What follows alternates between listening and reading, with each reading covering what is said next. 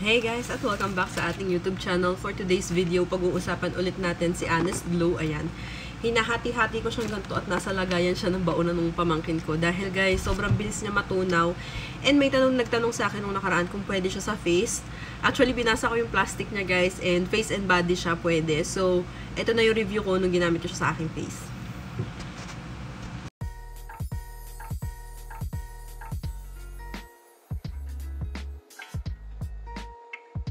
So guys, kakaligo ko lang, nag-makeup lang ako ng very light kasi nga nagbabalat yung aking pagmumuka. Yung dito, around dito, and dito. Grabe, mas malala pa siya magbalat kaysa sa mga rejuvenating set na aking na-try. And medyo namumula kasi ito guys, kaya nilagyan ko ng makeup para hindi masyadong kita. So ayan, ito na yung third set nung aking binili. Ayan, third set na to, kadadating lang nito kahapon. Hindi ko siya na-open kahapon kasi sobrang sakit ng ulo ko kahapon, hindi ko alam kung bakit. Kaya ngayon pa lang natin siya i-open. At sakto naman na ako yung naka-receive dahil nandito lang ako kahapon. So, ayan. Ito na siya. Third set na to, nung 150 pesos na tatlong, eto, 150 pesos na 125 grams. Ayan. Ganyan yung itsura niya, guys. And nakalagay pala dito, face and body soap. Oo nga pala. Pero, ayan, ganyan ko lang siya ginamit sa face. And ganito na yung ginagawa ko sa kanya. Ayan, ba't para siya nag-glow-glow naman kapag nandito? So, ayan, ganyan itsura niya, guys. Ayan. Hinahati-hati ko na siya para kapag ginagamit ko siya, guys, ay inuuna ko ng sabunin yung mukha ko and then after yung katawan. And totoo nga, guys, ang chismis na malakas siyang makaputi sa mukha, kaso dry na dry yung mukha nyo and kailangan nyo gumamit ng maraming moisturizer. Dahil hindi agad natatanggal yung pagbabalat niya guys ha. Nakakailang peel na yung mukha ko sa kanya. 7 days ko lang siyang ginamit sa face. And grabe yung pagbabalat. So, kung sinasabi niyo maputi ako dito guys sa video, sa lightning kasi yan, pasensya na kayo. Sa lightning ko yan dito sa kwarto. So, talagang ganyan maputi. Pero hindi naman ako maitim sa personal guys. So, ayan. And ito pa yung dalawa. Ayan. Ganyan na yung gagawin ko guys. Hahati-hatiin ko na siya and ilalagay ko na lang siya dito. Para sabay-sabay ko na silang nagagamit. And isang bar lang talaga guys yung ginagamit ko sa isang ligo. Face and body ko na siya ginagamit. Then sa body guys, mine-maintain ko siya for 15 to 20 minutes. And then sa aking face naman, wala pang 30 seconds. Binabandawan ko na dahil medyo mahapdi siya sa mukha. At sobrang bilis talaga guys mag-dry. Lalo na kapag may mga patubo ko yung tagyawat.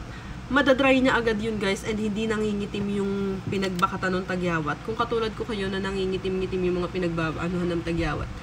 Maganda to sa inyo dahil sobrang grabe siya guys mag-peel talaga sa mukha. Ayan o, nagkasugot pa nga ako dito kasi kapag whitening yung ginagamit ko sa mukha and ganyan, nagdadry guys pati yung labi ko. So ayan, nagdadry yung uso ko. Pero goods na good siya guys at malakas siya makaputi. Yun nga lang tineturnuhan ko talaga siya guys ng moisturizer at matinding sunblock dahil baka sobrang mangitim naman yung mukha ko kapag hindi ako nag-sunblock. So, yung ginagamit ko is sun care stick na 60 SPF. Papakita ko sa inyo.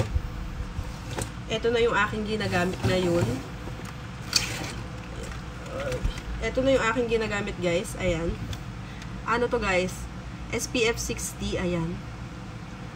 At yan, SPF 60 para mataas siya at hindi talaga masunog yung aking mukha. Kasi nga alam nyo naman guys na pag nasusunog yung mukha sobrang hirap talagang paputiin or sobrang hirap ibalik. Parang yung nangyari sa KMGS, yung paggamit niya ng astringent. Ayan, kaya dapat yung astringent guys kapag gumagamit kayo ng ganun or rejuvenating set. After 1 month yung gamitin pag naubos, ipapahinga nyo talaga yung inyong face at hindi pwedeng dire-diretso yung paggamit. Tulad nito, naka 7 days na ako guys sa paggamit ko sa face and ire-rest ko siya ulit bago ko siya ulit gamitin sa face dahil nga napapansin ko na sobrang dry talaga ng aking face guys. At grabe talaga siya magbalat. Ayan o, yung mga namumula-mulang part ng mukha ko na yan. Ito yung paligid ng uso. Ayan. Yan talaga guys, talaga namumula dahil nga sobrang dry niya at sobrang nagbabalat. Kapag nakukuskus ko siyang ganyan, kusa talaga nagtatanggalan yung mga balat-balat niya guys.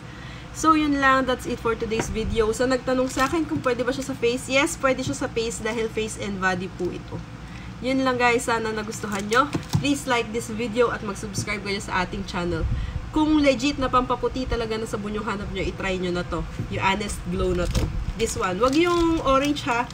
Ito yung itry nyo kung pampaputi talaga yung hanap nyo.